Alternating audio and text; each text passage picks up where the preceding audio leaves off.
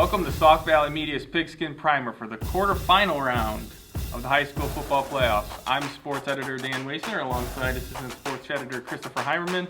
We're coming to you this week from headquarters, SVM headquarters in Sterling, Illinois, previewing the quarterfinal games for Newman and Amboy. It's the second week in a row we've kind of got to talk about the Clippers and the Comets. Last week the Comets played Monmouth Roseville at Roscoe East Stadium, won 26-14. You know, just another feather in the cap of the Comets defense by holding down Martell Hunter to, I think it was 72 yards. Yeah, absolutely. You know, I was kind of living vicariously through you and your tweets and your Facebook updates, and you know, it seems as though Newman once again. I'd like to see him maybe throw a knockout punch every once in a while. You know, the Monmouth Roseville did stick around a little bit in that game, but you know, at the end of the day, it's all about getting the W, surviving to play another week. Newman's defense, we've known it since week one. That's going to be their calling card, and they're absolutely I think they're going to be in an absolute defensive slugfest this week with Wilmington. So we'll see where they go from last week. The Comets just wear teams down. Yeah. The first half it was close. Mercer County, Monmouth Roseville comes out, drives down the field, and the last drive of the half, a couple passes, score a touchdown. It looks like they have the momentum. Yeah. Newman comes out in the second half. Nick Rude goes 30-some yards down the sideline. Bars gets 15 yards after that, and you could just tell that kind of the air went out of Monmouth Roseville. And the next drive, Newman just kind of slogged down the field a little bit, and took some time and just ate some clock, and that was the ball game. Really, I mean. The line, Newman's line, and their ability to move guys in and out of the lineup at the 3A level is better than most teams, and they just wear teams down. I think Zach Inskeep said it best a couple weeks ago when we chatted with him after the Erie Prophetstown game. That offense, when they've got everybody coming at you, I think the little phrase that he left out that I like, everyone coming at you in concert.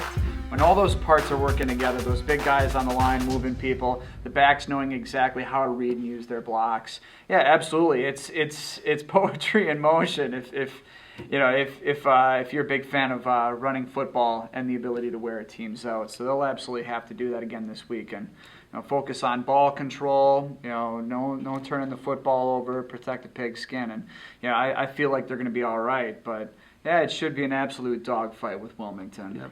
Comets travel to Wilmington. It's their first road game of the playoffs. It's a long drive. They've been there once before, and I think it was 2008.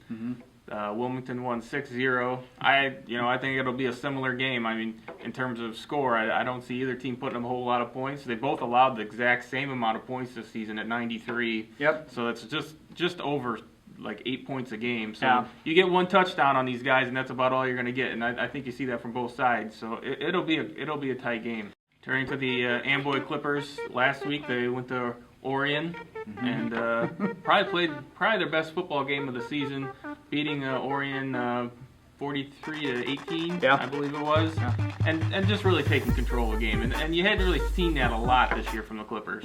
Yeah, a very diplomatic Tank Jones last night, the head football coach, Coach Jones of the Amboy Clippers.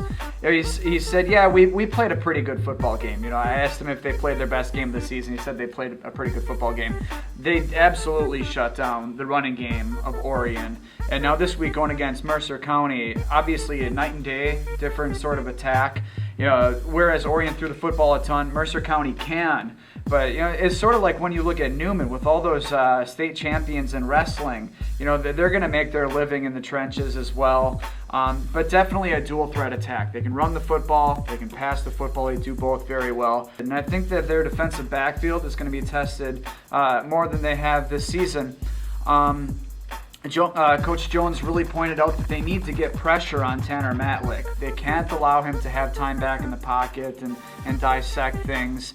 Whereas last week against Orion, they were so concerned or conscious, I should say, of the jet screens. So they weren't able to kind of pin their ears back and go at the quarterback. So getting in the backfield, creating some havoc, and playing behind enemy lines is going to be absolutely crucial for the Clippers. If they can generate pressure, they're going to have a pretty good shot. But I think it's going to be a very exciting football game. So I have to say thank you. You're going to be sending me out to Amboy this week. 1 o'clock start at the Harbor, and I think it's going to be an absolute whale of a football game. Who do you got on Saturday? In Amboy, I think Mercer County gets it. I would say it's going to be something like 20-17, and but it'll be a close game all the way through. Yeah, I also have Mercer County by a little bit less than a touchdown. I've got them 27-22. All right, turning to Newman. I think we both feel this will be a low-scoring game. I think Newman wins it. I think Newman wins it 9-6, and I think Chris Breed kicks the winning field goal in the fourth quarter. Oh, so right. I am going not only guessing the winner of the game, but I'm guessing how it's going to be when Chris Breed wins with the field goal with about 30 seconds left. I had no idea what I was in for this week. You've taken it to a whole nother level. I don't have any. I can't look into the crystal ball and see how it's going to go down, but I see a few more points being scored in the game. I also have Newman. I've got him winning 20-14, and I think it's going to come down to a fourth quarter drive. I don't know who it's going to be for Newman, who's going to score that winning touchdown, but that's the beauty of what they've got going on. They got those sophomores coming up and contributing.